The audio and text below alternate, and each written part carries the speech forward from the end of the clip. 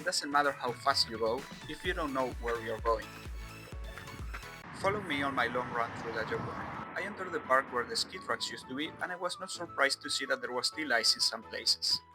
I followed the trails to Laages, where almost a month ago people were doing downhill skiing, and then arrived to the ski stadium, where the conditions are almost ready for roller skiing. I kept running on the ski tracks, but then I turned away following a trail because I wanted to check this lake that I have seen on the maps. While I was doing that, I got lost and I ended up behind some people's house. Then I went back to the trail and finally I found the lake. It was a fantastic view. Then I realized that I was running in what looked like a bike trail, but there were some other runners going by, and when I got to the main trail, I saw the signs that said that it was a shared road. Then I got lost again, and I didn't understand what the symbols painted on the trees meant. I realized that it doesn't matter how fast you go if you don't know where you're going. After finding the ski tracks again, I followed them trying to reach the top of the mountain. I kept looking at the side, knowing that I could find a trail that will go straight to the top.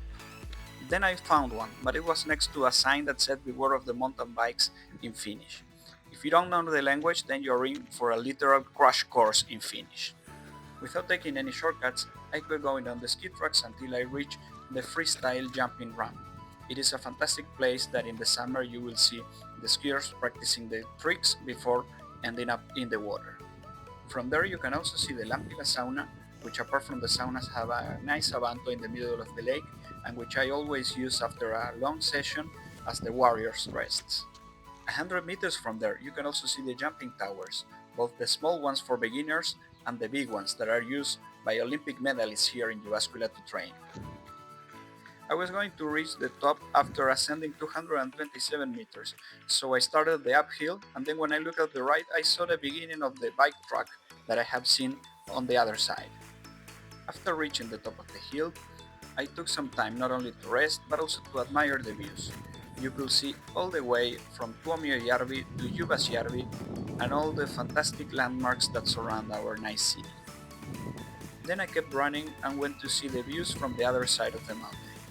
It is all forest all the way you can see, from left to right, a truly fantastic nature landscape. Then it was time to start the descent all the way down. It was fantastic to think that only a couple of months ago I was skiing all the way up to the top in a ski race, and now I was enjoying it also as the temperature started to go up. As I am preparing for the 21K in the Finlandia Marathon in September, I know that I need to run hundreds of kilometers in the upcoming months. It's great to know that in Jyväskylä there are many trails to discover and places to enjoy.